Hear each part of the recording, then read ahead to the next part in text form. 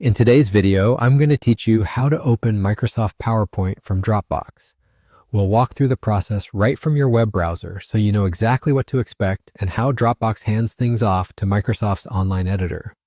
By the end, you'll feel confident opening an Office file with Dropbox keeping everything saved and organized for you. Start by opening Dropbox in your favorite browser and sign in if you aren't already. Once you're on the home page, look toward the top of the page for the plus new button. Depending on your screen size or zoom level, it might appear as a simple plus icon.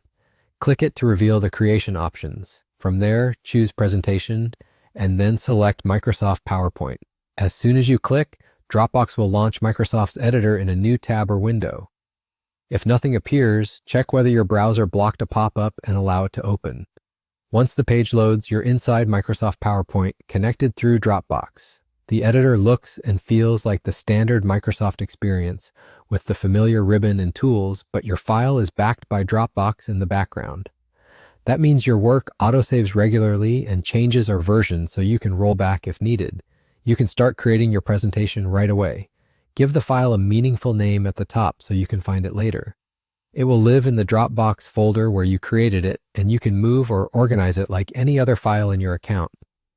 If the plus new button isn't visible at first, try expanding your browser window or scrolling back to the top navigation.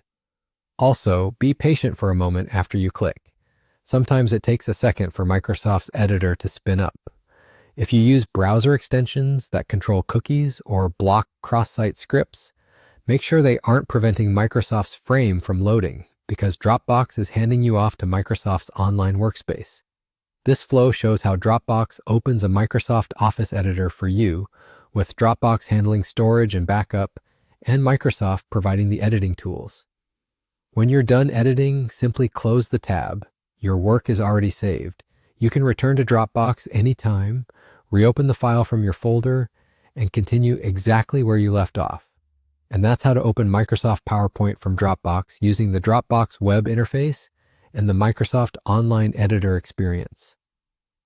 If you found this helpful, hit like, subscribe, and tap the bell so you don't miss new uploads. Thanks for watching, and I'll see you in the next one.